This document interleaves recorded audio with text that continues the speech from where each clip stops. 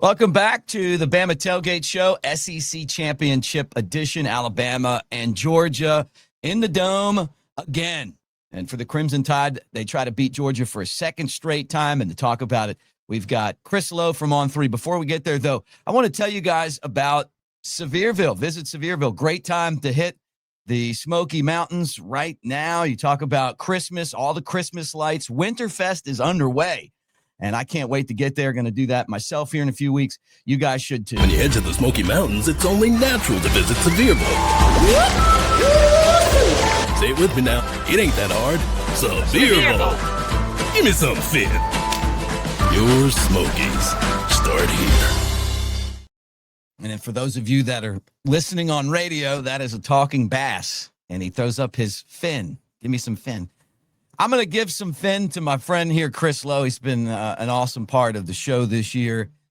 Made the switch from ESPN to On3 right at the beginning of the season, and he has been smoking out content, and I think the best place to go get your content, and that is On3. So good to see you, Chris. Here we go. Bama takes care of business against Auburn. Game was a little tighter than I thought it was going to be. But you know what? At the end of the day, Bama covered. Now they got to take on Georgia. Georgia had a fight against Georgia Tech. Both teams banged up. But here we go again. Kirby against Kalen DeBoer for the third time and the second time this season. Yeah, the SEC Championship game, Mick, a.k.a.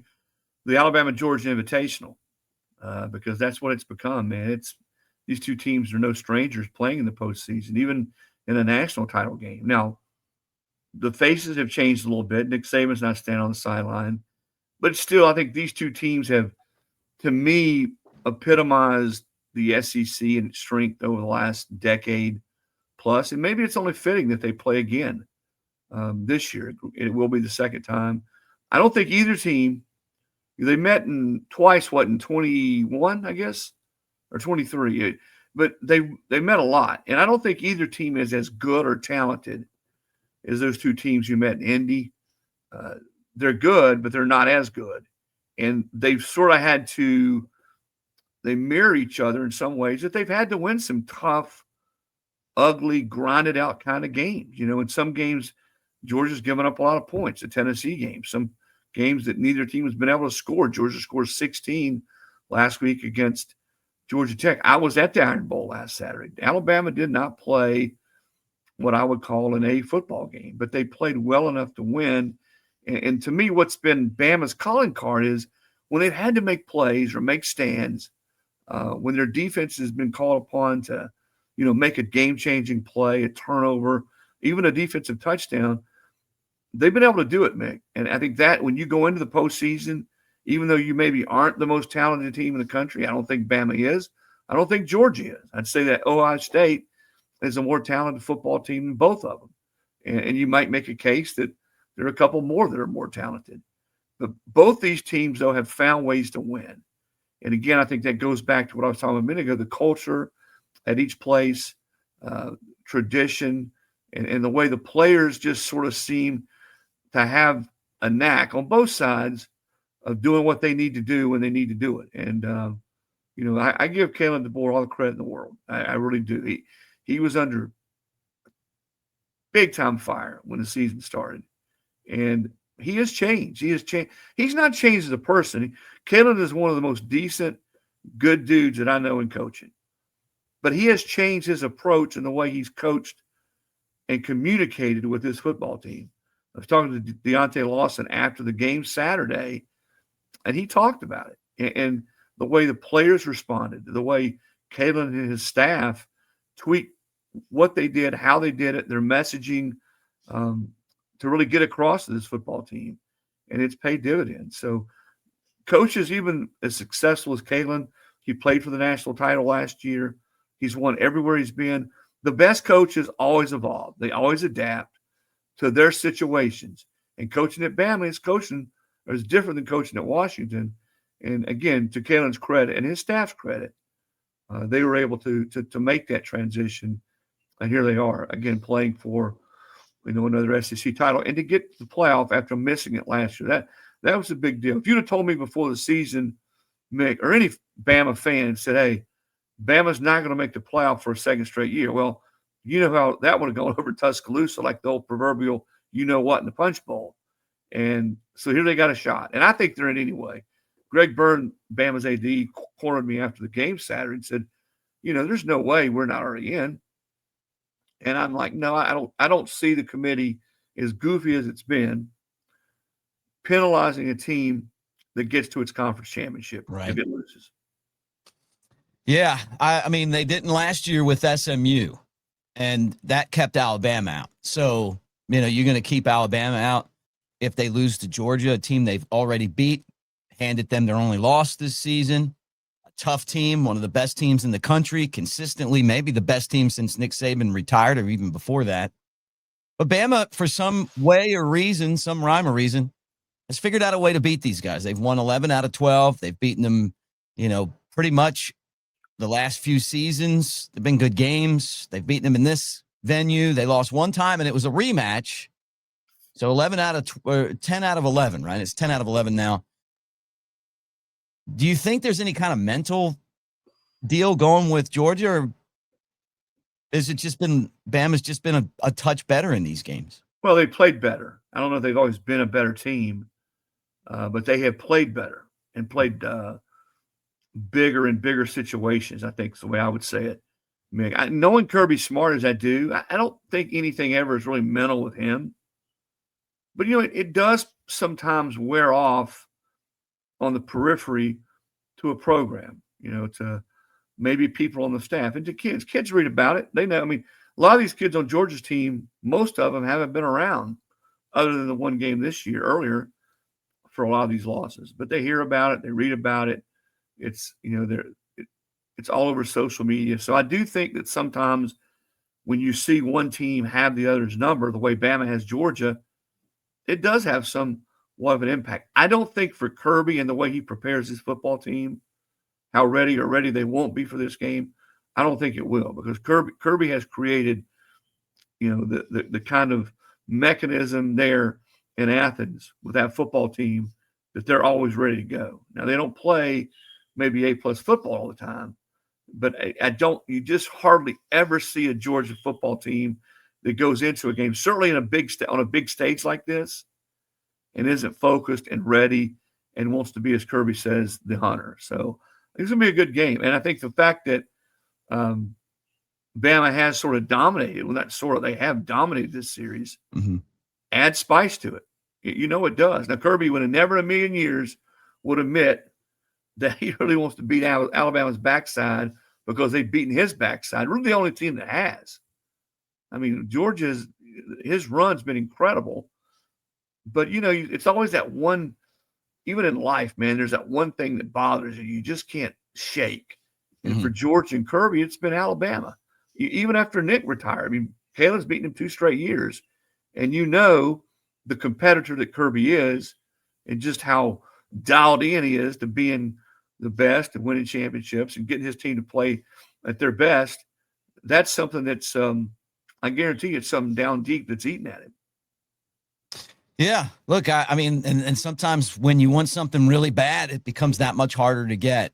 But you got to go out there and play this game. The one thing that I can say is that a lot of Alabama fans are concerned playing Georgia twice, knowing what happened in the national championship game. But Bama had a ton of injuries in that game to wide receivers by the end that cost them. I think if Williams stays healthy, I think they win that game. So, that's they would have won. My opinion. I was there. They would have won the game. There's no doubt. In control at that point. Nobody to throw to after that. Now, this one's going to be different.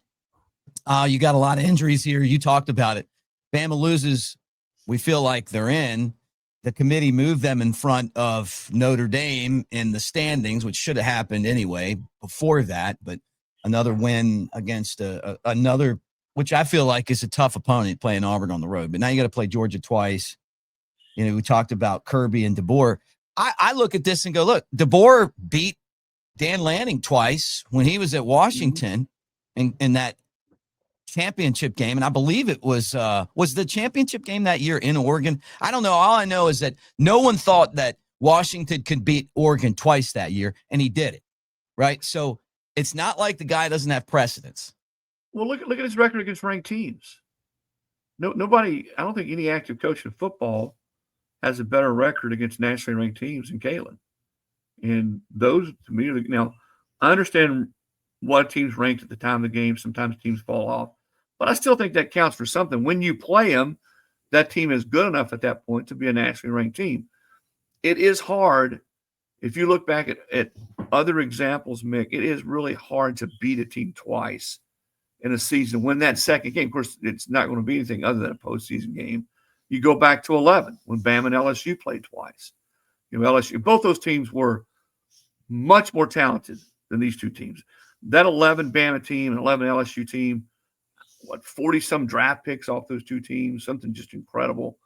LSU wins in Tuscaloosa. They come back and play in New Orleans. Alabama dominates that football team game and wins. You mentioned the national championship game. Bama wins in the SEC title game, but then loses to Georgia in the national title game. So it's a hard. I mean, you're really swimming upstream when you have to beat a really good football team twice, and then do it again.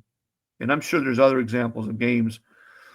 Well, I remember Auburn in 2017. Remember Auburn beat in back-to-back weeks. They beat Georgia and Alabama. Yeah, crazy. Get into the SEC title game, but had to play Georgia again, or would have been in the playoff, and lost to Georgia in that rematch. It's just difficult to do. Mm-hmm. But I think winning in Athens, to me, when you go to somebody else's place and win, they hadn't lost, by the way, in 33 straight games. There, to me, is nothing mentally or emotionally or psychological for Alabama going into this game that should be working against them, because they beat them at their place this year. Yeah, spread's like pretty much even. Georgia's a very, very slight favorite in this one. And despite all the injuries, these teams are going to be, they're going to play the game the right way. They're going to be disciplined. Crowd's going to be amazing. This game in Atlanta is what the SEC is all about. The two best teams, Bama and Georgia. They've been the two best teams for a long time. They meet again. And so definitely excited about Alabama taking on Georgia. And then I'm glad that you say they're in the playoff, because it'll make it a little bit easier watching the game. If they get blown out, could they possibly get bumped? Man, I'm not going to get. I mean, who knows? The data point references and all the comments made every week. I mean, I scratched my head a little bit more. I mean, what the hell is going on inside that committee meeting room? Yeah. What are they thinking? Who's saying what? And I think part of the problem is that you got a bigger committee, a lot of people on there who all sort of see it, Mick, through different lenses. We've talked about that before. The former coaches, the current ADs, you got a former media member, Ivan Mazel, who I respect the hell out of. I guarantee you, if I had to put my money on anybody in that room who was doing it the right way, who was looking at everything, looking at the things that matter, and being consistent, would be Ivan. Having worked with him for years and years and years at ESPN, he is an asset in my mind to that committee. But everybody else, I just think they have different ways Agendas. that they look at things. Yeah, and I think that's part of it, man. I'm not going to predict. I don't think, I'll say this, if they lose and get beat 3 or 4 touchdowns and look bad, I don't know that it'll be a nice, relaxing selection Sunday for Alabama. Right. But I think if they play, compete, and it's a close game, even if they lose, I don't. Here's what I'd say. I don't think the committee, again, I hate to get inside their head, I don't think they want to set a precedent for a team like Alabama, who's won a ton of big games this year. They got a lot of big wins, got a lot of wins over ranked teams. Lose a game in a conference championship game to a team that's, what was Georgia this week, 3 or 4? Yeah. Okay, lose to that team who you've already beaten at their place, and you lose to them in a conference championship game, and then you turn around and penalize Alabama. I don't think they want to set that precedent. Right. Hey, guys, Avenue D, Mick Nation, join it. Got good swag like this hat right here. It's hunting season. I call that one the Coker, because he loves to get out and hunt. But look, we're giving all that away. Mick Nation, hit that QR code right there. And it's all free. It's our Web3 home. And that's where we're going to try to make all of our Bama Tailgate stuff eventually happen, including having our own store and everything else there. So building it, and appreciate you guys for hanging out. But you can pick games. We give away weekly cash prizes. It's our Bama Tailgate Show destination that's always open. It's like a store that's always open. You talk about Bama and beating Georgia or losing to Georgia. I think Alabama's going to beat Georgia. I didn't think they were going to win the game that the Georgia won. I just feel like with everything that this team's gone through, this gauntlet, all these close games, going to Athens and winning, the game against Oklahoma where they basically gave the game away, the way they played against Florida State, the defense is getting healthy. I know the offense is a little bit dinged up, but even going back and watching the replay of the Iron Bowl, I think I was a little too hard on Ty Simpson. I think he played better than I thought. The stats weren't great, but they were in his face the whole game. It's like some of the plays that he was able to make under constant duress really shows you what a great player he is. And then the other thing is that this team knows that they're going for it. I mean, that 4th down play at Auburn is one of the all-time great plays ever for Alabama in an Iron Bowl.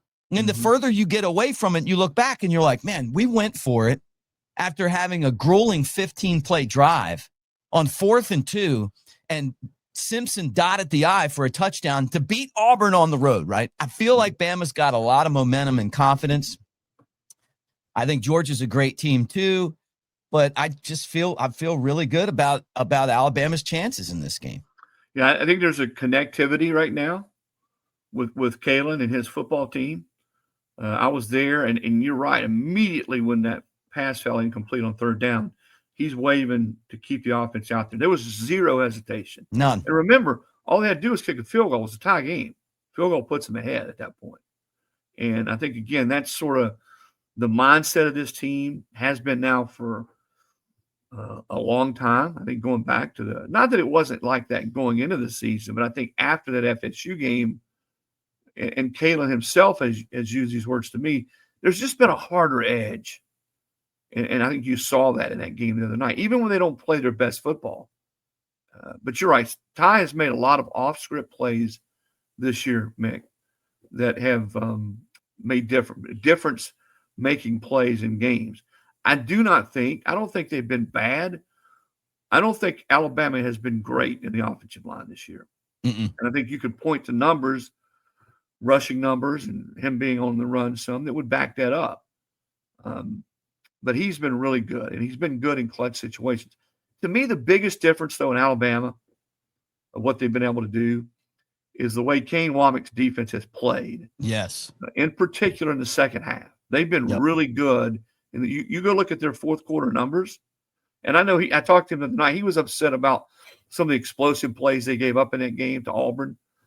But by and large, when you look at what they've been able to do and the way they've been able to make key stops in the 4th quarter and taking the ball away from teams, and made plays on defense, scored on defense, that to me has been the biggest difference to what they've been able to do down the stretch. Now, again, I didn't play perfect all the time, but the Oklahoma loss was more about the offense and all their self-inflicted issues. So I think going into the postseason, going into an SEC conference championship game, going into the playoff, to have a defense with some veteran guys, by the way, and some guys that were younger who are getting better is a nice, comforting feeling to have if you're Kalen DeBoer. But I think I think if you looked at one thing, there's never just one thing when a team sort of picks itself back up off the ground and plays the way Bama did down the stretch.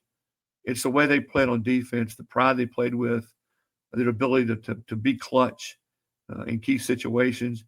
And again, you go back to some of the games that they have changed on defense, some of the plays. I mean, the Tennessee game right before halftime. There's a lot of those kind of plays over the last 2 months that they've made on defense that if they don't make them, we might be sitting here right now looking at an 8-4, 9-3 football team. Yeah. Yep. No doubt about it. Hey, guys, let me tell you about our friends at Pearl River Resort in Philadelphia, Mississippi. The Azaleas, the Oaks, 2 amazing golf courses at Dancing Rabbit. I know things are cooling off a little bit, actually warming up finally. But we're kind of in that, getting into winter time. So you're looking for something to really warm you up, and there it is. Dee Snider, Lita Ford, Firehouse, all Chris's favorites. We're going to be together on December 27th, 8 o'clock, back when you used to have the long hair and the jean jacket, Chris, and you were banging your head to "I Want to Rock" by Twisted Sister. Well, you can relive all of that at Pearl River Resort. Again, that's right there in between Christmas and New Year's. Great place to go hang out. You do the concert and then swing over into Silver Star or Golden Moon Casino, play the slots. They've got the tables open. They've got bars with acts, they'll have other bands playing in there. It's just a really festive atmosphere. And for some of us, it's just get away. We just want to get away in the middle of the holidays. But it's a great Christmas gift, and it's a wonderful concert. Went and saw, I've seen a bunch of shows there, including Boys to Men last year with the late great Big Sexy Elmo. We had a blast at that place, and it's not that expensive. I went to pick up the first round. I was like, $6 a beer. I just gotten back from Vegas where it was like $60 a beer. So that's good prices there. All right. I didn't listen. I didn't just listen to that music, Mick. I listened to it on 8-track tape players. Nice. There you go. Nice. Back in the day. There's so many things I want to ask you about. I know you're going to be at the Ohio State Indiana game, but then there's obviously the biggest story in the world right now is Lane Kiffin. So, I mean, we have to talk Lane Kiffin, but I guess I want to save all the good Lane Kiffin talk for the end because I want everybody to have to stick around to get that, right? Like, I can't give it to you now. I got to wait till the end because that's, it's like the main event on here every week now. But so with that said, let's talk a little Indiana and Ohio State. I watched Ohio State against Michigan. They've played like the old Bama schedules before this new conference alignment, this whole new conference deal where, they played some tough games. They've taken care of business. They look really good in those games. They've played a lot of easy games as well. That league is top heavy. Indiana, no one wants to believe that they're really good, but then they go to Oregon. They beat them. They also have a bunch of easy games because they're in that conference. So I see these two teams playing, Chris, and I have a tough time figuring out how good or where these guys are compared to the rest of college football. But I don't have a problem with them being number one and number two. And I think it's going to be a great game to decide who that league's champion is. And Ohio State hasn't lost in a while. And then you mentioned it to me when we were coming on. Also, hey, guess what? There's a Heisman race that could be decided in this one. It's a fascinating matchup to me because of what you just said. There's a lot of people around the college football world who still wonder about Indiana. Probably not. I don't think they wonder about Ohio State to the degree about Indiana because Ohio State, as we know, is one of the top programs in the sport. I mean, they've got NFL talent up and down that lineup, Mick. So here's the game for the Big Ten title. Indiana gets its shot again to prove it's legit. So I think a lot of people, as you pointed out, are, hey, let's see what happens here. Both are in the playoff. I would say that there's a chance that the loser of this game, if it's not just blown out, probably still a top 4 seed with a bye. I think there's a decent chance of that. I've seen Indiana live. I'm really fortunate this year, Mick. I've seen 8 of the top 10 teams live in person. And I always try to go down before the game and watch guys warm up, watch guys throw, watch the defensive line work. And I always try to get down on the field if I can the last 5 or 6 minutes of the game where the speed of the game and the size and the way guys move. You always get a better perspective. So I've seen 8 of these teams, and I've seen Indiana, I've seen Ohio State. And the thing I would say about Indiana that was sort of most telling to me is they are really good in the defensive line, and they look the part, the way those guys move. They may not be the biggest defensive line inside, but they got pass rushers. They got guys on the edge. They're good enough in their interior. They get off the football and game tackle. Watching that Oregon game, and that's been now back in October, and Oregon's got some, they got some dudes. They got some skilled guys. In open field, Indiana tackles really well. And it's usually 2 or 3 guys around the football. So people ask me about Indiana. Those are the things that jumped out at me. And the quarterback's really efficient. Doesn't panic. Gets rid of the football. They protect him pretty well. He's had some injuries at receiver position. we'll see how healthy they are there. So I like Indiana, and it's going to be very much a telltale game for them. Ohio State's the most talented team in the country on both sides of the football. I think there was a friend of mine at that game who was a scout. Actually, he's the college personnel director for this particular team. He told me on their board, in some form or fashion, they had 5 guys, that may go in the top 2 rounds. Wow. 5. And that doesn't even count a guy like Jeremiah Smith who's not draft eligible. I mean, he's the number 1 pick in the draft right now. Same with Saban, the quarterback. He's not draft eligible. They got a couple of guys in the offensive line. Arvell Reese is maybe the best defender in the country. Caleb Downs probably the best safety in the country. They're really talented. And I think getting past that whole Michigan hurdle, I don't know about you, I'm watching that game Saturday, and it's close in the first half. Starts to snow. It's cold, the wind's blowing, and you're thinking, here we go again. Mm-hmm. They're going to figure out a way how to lose this football game. And again, to their credit, they're able to pull away in the fourth quarter, and their talent prevailed. So I'm like you, though. I think the Big Ten is top-heavy. I think there are top 3 teams on any day, could beat anybody else in the country. After that, there's a really big drop-off. Michigan's a good football team. I don't know that they're elite. It is very, very comparable to me, Mick, to what we saw in the SEC. Right. From, say, 15 to 22, when Georgia and Alabama dominated the league. And there was a noticeable gap between those two and everybody else. And I think the only exception during that span was LSU in 19, when they were far and away better than everybody else, not only in the SEC, but in the country.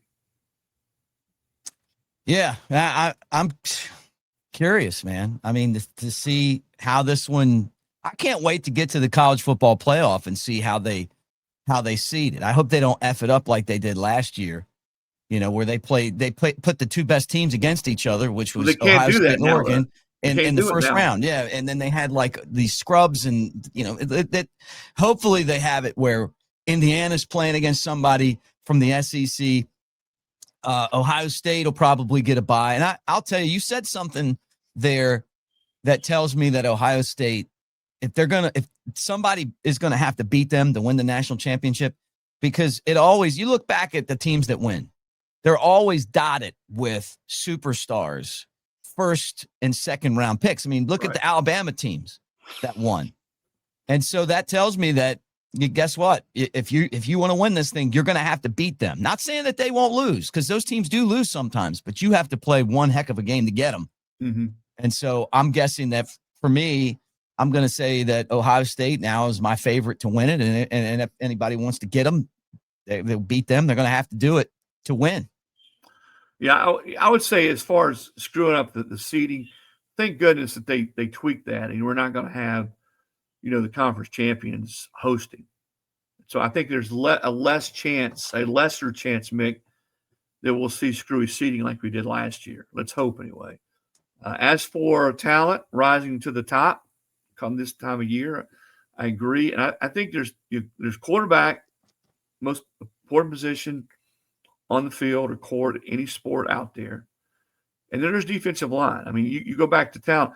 Look at that Michigan team that won under Harbaugh in 23. I think every single player in their front 7, maybe with the exception of one, was drafted. Their defensive line that year was loaded.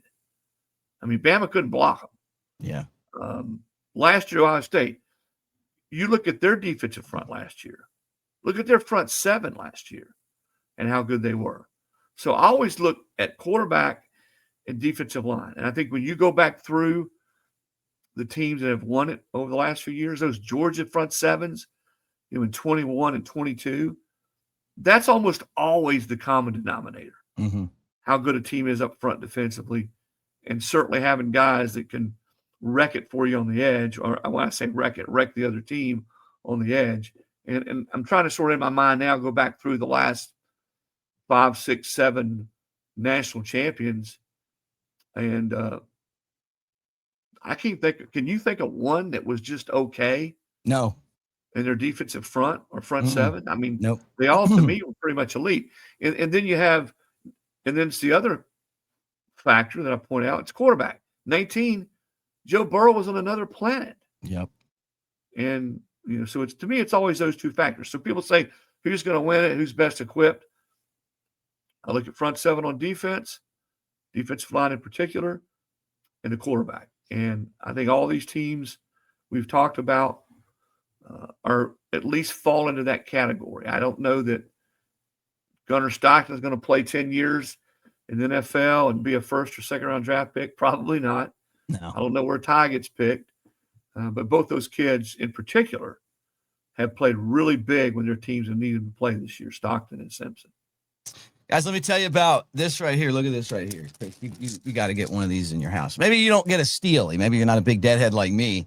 But these stained glass that my man J.K. Terrell made for me. I love this. I got an Alabama one, and then he gave me this one right here. With the holidays coming, you guys are like, hey, I got to get somebody something cool. This thing is made with glass that was manufactured in the 60s and the 70s. He takes it and turns it into art.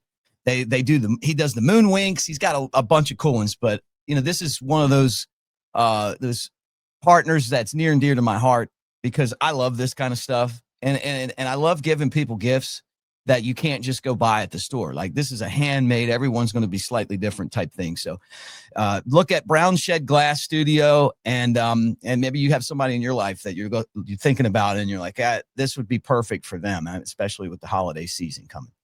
All right, let's talk about the guy that everyone's talking about right now. Chris, you and I have, over the years, we have just kind of marveled in the life of Lane Kiffin. What's from brilliance to some of the other stuff, right? I can't believe for the life of me that this guy would walk away from a team that has a chance to win a national championship. Now, I know he doesn't think they're going to win or he'd be there right now, but they're in this. They lost one game. They have everything that you need to win, right? And that's a chance. Like they're a good team and borderline great. He takes the job at LSU. It's been amazing to hear all of the stuff that's come out about Lane since he's been there. This is not an easy split. I look at it from the Alabama point of view. You know this. I've talked about it on my shows. The way that he acted when he got the job in Florida in 2016, I think it cost Bama that national championship to Clemson. I think if he's there, they win. If he's there and focused, they win. And then, obviously he's done nothing but just climb the ranks and had to earn it back from going all the way down, now all the way back up. He's getting paid a ton of money. It wasn't about money. He got the money in both places. He walks away, though, from a chance to be a national champion in a job that's about legacies and championships to go to the arch rival of the team he's leaving, and then he wanted to coach the team, which to me is the most asinine thing I've ever heard. And no one would do that. Yeah. And then he's like, well, it's up to them. I offered, man, okay, so you can go in there, Chris, and you can take all their players, which he's going to try to do anyway. Just wait, because that's coming, and do that for the 3 weeks or whatever the run is, right? It's unbelievable to me. That's my opinion. I want to hear yours. Well, let's start there. Lane there was never any scenario where he was going to be allowed to take the LSU job and coach that Ole Miss football team throughout the playoff. That was never going to happen, ever. He was told that by many people, several close to him. I don't think he ever quit believing, though, that he'd be able to work that out. And that's what he continued to push up until the very last second. Now, I think there's layers here. He did want to coach the team. I think it did eat at him. I think it will eat at him for the rest of his life that he didn't coach this team in the playoff. But he's the one that made the decision to take the job at LSU. And there is no scenario anywhere in college football. I say no scenario, certainly not in the SEC, where you're going to take a job at a rival school that you recruit against. You're going to play them next year and stay on for how many days? 3 weeks, potentially, maybe 4 weeks if they win a game in that building and coach the football team and here's the other key. Here's the second layer. Signing days today. The opening of portal is January 2nd. And let's just take Lane out of it. Let's just make this a nameless, faceless deal. There's just not a school that's going to let another coach do that when there's such an important next 30 days coming up. And oh, by the way, you got to look for a head football coach on top of it if you're that said school, which in this case was Ole Miss. So I think that's where I would start. And, do I blame or do I have, am I going to call Lane out for still trying to coach the team? No, but it just wasn't going to happen. Just was never realistic. I think maybe the good thing that comes out of all this, Mick, no matter where you line up and all of it, is maybe they will finally figure out a way to set things up like the NFL does. Now, the NFL doesn't have a signing day. They do have free agency where you can't talk to anybody else's coach. You can't visit. You can't interview until after the season. Now, to do that, you got to move signing day back to February. You'd have to move back the portal. And some of these coaches belly aching about it wanted some of what we have now in the calendar. So I don't know what the answer is, but maybe there's a way for cooler, calmer heads, people who think, look ahead, forward-thinking people to figure out a way in college football that we're not dealing with this. Hey, we've got 5 coordinators now that are going to be coaching in the playoff, the most important games that their teams play. And let me preface this that it's different with a coordinator than as a head coach. I think we all agree on that. Right. But you got 5, Mick, they're going to be coaching in the playoff who've taken head coaching jobs elsewhere. I mean, that ain't ideal. It's not ideal for anybody. But that's just sort of where we are with the calendar where it is. Listen, Lane is and I said this during the E60 piece. He sort of ragged me for it. Lane is an acquired taste. And some people never acquire that taste. No. I get it. I've known the guy for a long time. I've had a lot of great interactions and interviews with him and he's allowed me to do some things on him. But I get where the Ole Miss people are coming from right now. I absolutely do. They feel like that, he left them. They feel like that on the way out, it got really contentious, with he and the AD, Keith Carter. Even some of the players, we're seeing some of the players now come out and say, hey, you're not telling the truth, big guy, about how it all went out. So I get that. I get it, every single bit of it.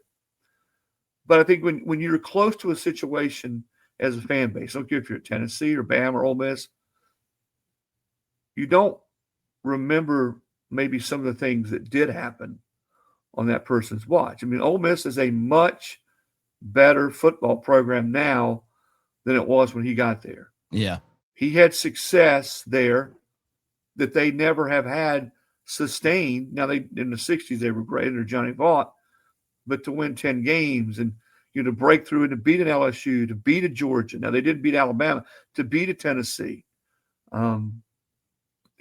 He helped that program was a big part of that program getting to national relevance. Now, there's another side of that. The university and the school and the donors and the fans stepped up big too to pony up the kind of money it takes to build a roster. Right. In this day and age. So there was good alignment. His AD, Keith Carter, should really be commended because he stood behind him. He gave him everything he needed, to build a championship caliber type football team. The administration there left him alone. They let him be Lane. It's easier to be Lane Kiffin in Oxford, Mississippi than it is in Baton Rouge or some other big places. They knew that. They understood that. So it really was a team effort. I hesitate to say, well, it was all Lane or Lane got all this support. It was a good fit for everybody. And you know what? Personally, he got to a better place in his life. Now, it'll never be the same with he and Ole Miss. This is something that will, I don't know if I will say stain his legacy, but it will always be a part of his legacy that he left the team, no matter what the circumstances were, no matter what side of the story you want to cling on to. He left a playoff football team to go coach a rival. That will always be a part of the Lane Kiffin story. Yeah, that's crazy. So is this light blinking behind me. It's Lane. Lane's he's blinking in. He's hearing Lane's what you're ghost. saying about it, man. Look, I enjoy, though. I mean, the content. He gives you a ton of content, when you do this job for a living. I mean, you get a ton of content from him, and I understand the genius too. It's just that some of the stuff that this guy's done is like, it's really amazing. I mean, like, he's lived like 8 lives, from the NFL to, growing up to like USC and Tennessee, and then now at LSU. And the track record tells me that it's not going to end. It's not going to end good down there. But you know what? Maybe he finally wins that championship as a head coach. I get the move. I mean, look, you got a great recruiting bed. You got a lot, you got a huge fan base. You got a track record of championships being won there by coaches that aren't as good as him. And if he stays focused, I mean, and just keeps doing what he's been doing, I mean, you figure that he'll have enough to really push to win. And it's tough to win now. You got to go through a playoff. But to walk away from a team that has a chance to win, I mean, that's crazy. I don't know that we'll ever see that again. I don't think I've ever seen that before. If he'd have gone to the NFL, they would have let him coach. Right. It would have been no problem. But it's like he doesn't understand. Like, LSU and Ole Miss are arch rivals. Like, it's like if you were like, hey, I'm going to go down and coach Auburn, but let me finish up the season here at Bama. If you were an assistant coach, they probably would be okay with that. But I don't know. But to be the head coach, oh my gosh! And then to leave Ole Miss with Pete Golding. Your relationship with Pete's different than ours is, as a fan base and stuff. I don't think anybody dislikes Pete, but when he left, I mean, people were pretty happy to see him go. He wasn't real popular. I think he's a good coach, probably doesn't get the appreciation that he deserves, but him as a head coach, that's a whole nother topic for us. Yeah. Well, a couple things. Nobody does a messy exit like Lane. Nobody.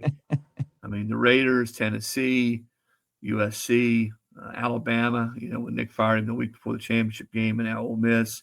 Number two, anybody that's given Lane grief because he took the LSU job is being disingenuous. If it's not the best job in America, it's one of the top, I don't know, maybe right. 2 or 3. I don't know many coaches out there, if they got a shot to go to LSU. Now, this is not a diss against Ole Miss, all right? It's more, as you just said, it's LSU. And does he ever get another chance to do that? I'm not defending how it all went down, the circumstances. We could sit there all day, and there's plenty of room, to give him grief about, the way that went down. I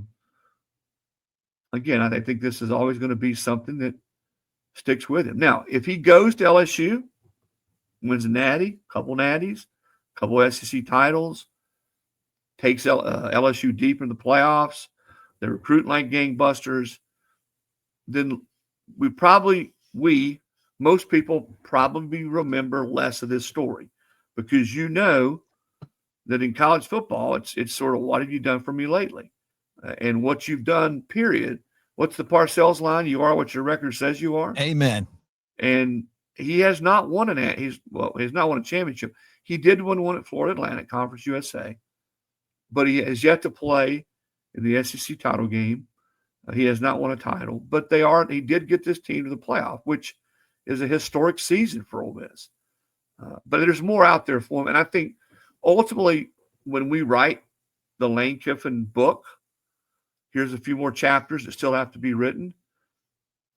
A lot of that book, the way that book sort of reads, is going to depend on what he does now with clearly what is the kind of opportunity that any coach in football would want, is to go to LSU with that kind of Maserati and that kind of recruiting base, the money they're going to give him to build a roster, what he does with it.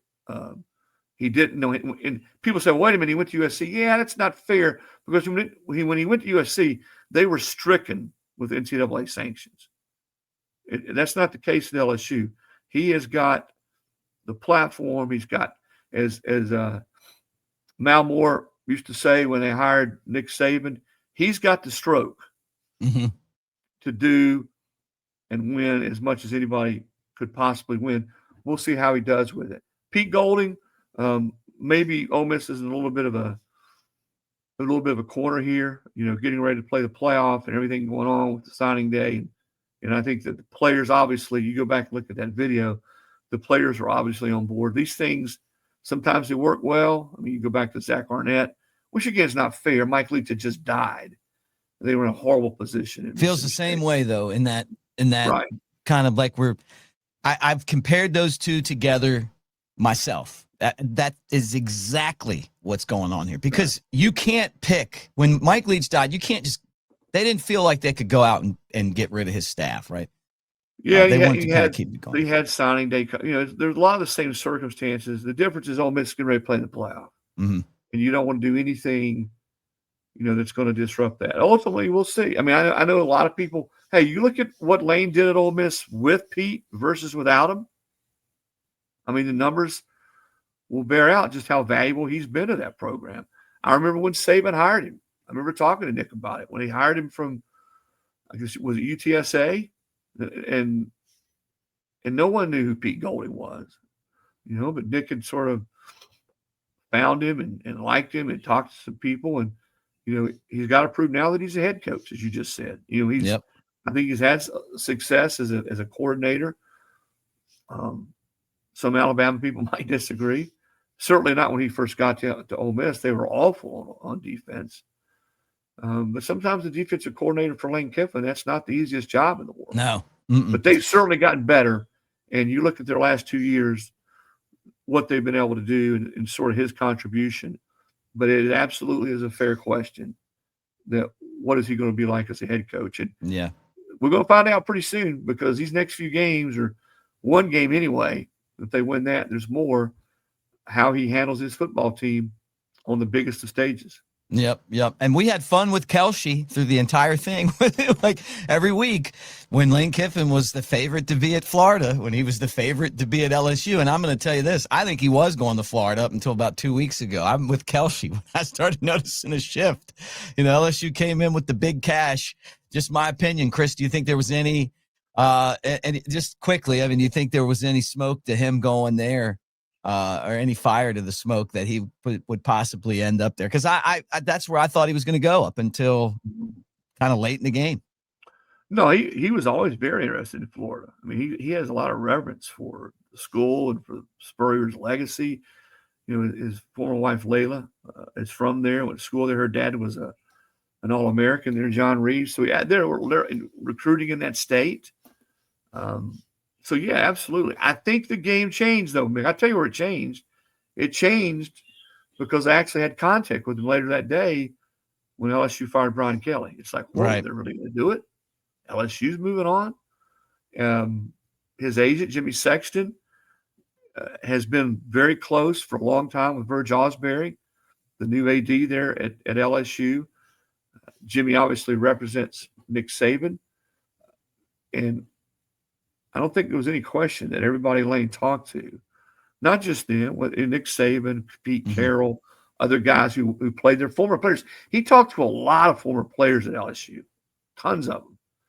And it was communicated to him over and over again that LSU was the best job in America. And I think that's where it started to change. He absolutely had interest in Florida. I think Florida remained hopeful all the way up until that final week. Yeah, so did they had a shot because they're going to pay a lot of money. There were some things early that Lane wasn't crazy about. Florida was talking to NFL people about coming and being a general manager. I don't think that wasn't necessarily a deal breaker, but I don't think that was real high on Lane's priority list. He wanted to bring his own GM. Yeah, right. Who he's worked with, Glasscock. I don't know that he and Scott, I mean, someone wrote about this week, and there are different spins you could put on this. Going all the way back, when Scott Strickland was at Mississippi State and then sort of staying at Florida. I don't know that Scott Strickland was ever a big fan of Lane Kiffin's because of some of the stuff we just talked about. But I think he warmed up pretty quickly to Lane Kiffin when his money people said, that's the guy we need to go get. Right. Forget about all that stuff. He's just got to win football games. Yeah. And so sometimes those dynamics are at play if you're a coach. And you know all that when you're trying to decide and you're picking, I hate to look like Hunter Yurachek here, but you're picking LSU and Florida. And I think that the more we went down this road, the more he realized that LSU was going to be his best chance year in and year out to win national championships. I'll tell you, and I know we're getting long-winded. I'll tell you what, one coach that I've known for more than 2 decades, who's coached at multiple different places, including LSU, multiple different SEC schools, told me about Baton Rouge. He says there's no place in America where year in and year out, you're better positioned to recruit the kind of player, the kind of caliber of player that it takes to win a national title. There you go. Well, we did it on Kelce. We had a good time at Kelce, as always. And, just quickly looking at what the markets are telling us about the SEC championship game. And basically, guys, that it's legal in all 50 states. You get better odds, no house vig, prices set by supply and demand, no limits. Winners don't get cut off. Live trading, don't get blocked in game. There's a lot of flexibility. And it's transparent with the pricing. Obviously, you just go on there and do it. And it's not just NFL. It's politics, economy, Oscars, Grammys, not grammars, Grammys. I just looked at a report card yesterday for my son, though. Pop culture and more. So, Kelce, if you use our promo code Bama Tailgate, you get $10 when you sign up for $100. And there they have Georgia. Everybody's the people are saying that Georgia 55-45 is going to beat Alabama in this game, which they thought that last time, except more, and Bama won. Chris, always great to talk to you, brother. Thank you. I hope you had a great Thanksgiving.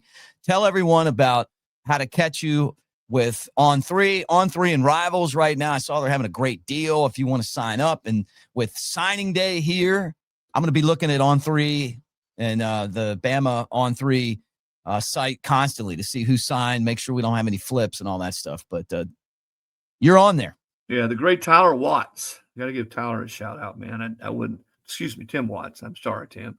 The great Tim Watts there on Bama Online. But it's there's not a better place to go for recruiting, transfer information, portal information, and on3.com. We've I hope to be able to catch up on a little rest later this week after what was a crazy last week. But I think if you go to On3, you're going to be up to date on all the coaching moves, and there's still a few more. I know Penn State. Are you in play at Penn State, Mick? Because I don't know if they have any idea who they're going to hire as head football coach. Yeah, I've got Jimmy Sexton. I'm now represented by him, so he's up there talking to them. For me, I'd say, I like Penn State, but one of the things for me is that the way they fired James Franklin, I'm a little nervous. If I win, how many games do I have to win to be safe there, right? I got to the college football playoff last year and made a run. Am I going to get fired when my quarterback gets hurt this year because the team isn't playing well? So I don't know. I'm definitely interested for the right money. Well, and right now, people talk about coaches, this and that. I never feel bad for coaches. I never feel sorry for coaches. Mm-mm. Now, I feel bad for people on their staff when they get fired. People forget about the trainers and the guy who's the analyst or whatever, has 2 or 3 kids. Those guys aren't making $8, $9, $10 million. But the coaches, the parting gifts they get, I don't know about you, but I'd love to have a job like that where whether I did a great job, average job, or poor job, I get fired and I get a nice little going away gift of, I don't know, what Kelly get, $54 million? Yeah. Not bad. Not bad. I saw a number. In fact, I got a piece running tomorrow on On3. You asked me about On3, on just sort of the chaos and the volatility of the SEC and how we saw that play out over the last week. I think this is right. I think just in the 5 coaches that were fired this year, it was close to $100 million in buyouts. Wow. $100 million. Whoa. And I think or maybe it was over $100 million. I don't have those numbers in front of me right now, but I'm sort of looking right here on my notes to see. But yeah, it was stunning. That's crazy. The cash paid out for guys not to coach. And I talked to an AD. He said it's going to stop. Got to stop. If not, great quote. He said we're all going to be playing club sports. We'll be playing club football because at this level, with what you're having to pay athletes and the rev share and NIL, and then you're firing coaches every 3 or 4 years and paying them $20 and $30 and $40 million to go away. I think you're going to see more contracts that are incentive based. You've already seen that a little bit with some of the guys. Now, at some schools like LSU, I think Lane gets 80% of his salary if they fire him without cause. So even if they fired him after year 4, Mick, let's say he goes 4 years and they're just okay, and they decide they're going to fire him, he still would get almost $40 million. It's amazing. Not a bad send off. But I don't know how I mean, at some point, that model or that mold will be broken, and it just can't last forever. I don't see any way it can last forever. Yeah. All right. Well, there he is, Chris Lowe. We'll talk to you hopefully before a playoff game. Sometime soon, or maybe we'll just do it. And let's just plan on doing it next week. Win, lose, or draw. Let's do it, man. Let's all do right, it. brother. Well, always great to see this guy. Look forward to these. You're one of my favorites of all the interviews I get to do, and obviously a great guy. And you're the best in the business. Thank you, Chris. Thank you, Mick. See you, buddy. Hey, as all you guys get ready for Christmas, don't forget about newlifeart.com. Use the promo code Bama Tailgate for a great discount. In some places, football is a sport, and Alabama is a fine art. New Life Art is now accepting pre-orders for Daniel A. Moore's next Crimson Classic, the Crispy Screen, guys. What a name to commemorate the Fat Boys. This masterwork commemorates the screen pass to Caden Proctor that outsmarted Kirby and the Georgia defense. Proctor's catch and bulldog dozing run set up Ty Simpson's 3-yard touchdown just before the half, which was a big score for us, guys. Visit DanielMooreArt.com to see the artist's preliminary sketch and take advantage of a special pre-publication pricing for the Crispy Screen. Go ahead, get into that. Go get you one of those Caden Proctor prints. I'm super excited to get mine in because he's living a dream of all the Fat Boys. And go look up that Crispy Screen and get you one, guys.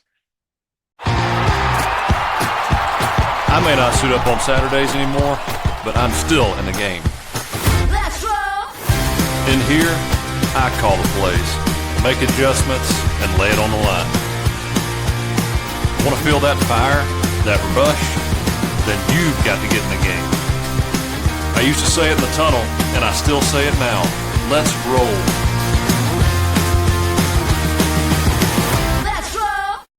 When you head to the Smoky Mountains, it's only natural to visit Sevierville. Even we had to check it out. And we've been here our whole lives. Experience the adventure of a lifetime. I'm king of the world! Even you can get a bird's eye view of the Smokies. You're going down, Billy. Whoa. Your Smokies start here.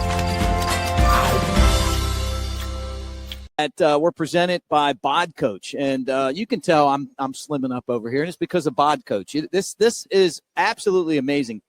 It's your personal trainer that is with you 24/7. So when I go to hotels or when I'm on the road, I type in, "Hey, look, I got equipment. This is what I have," and it'll make a workout specifically for me, what I want, what exercises I want. When I'm at home or I'm at a hotel and there's no way I can get to the gym, it'll say, "Hey, this is what I want to work on today," and it sends you personalized workout plans. It's really awesome. And they contacted me a few weeks ago to be a spokesman. I said, "Well, I want to try this." Bod Coach is fantastic. Like, I use it all the time. I mean, and if I'm telling you, man, like, it makes working out when you are on the go like me so much better. Just because I don't always know I didn't play football at Alabama. I didn't have Scott Cochran yelling, yeah, and telling me what workouts to do. So anyway, I'm going to put in the body on the YouTube all about Bod Coach. Get you guys signed up there, but tell them you heard it on Bama Tailgate.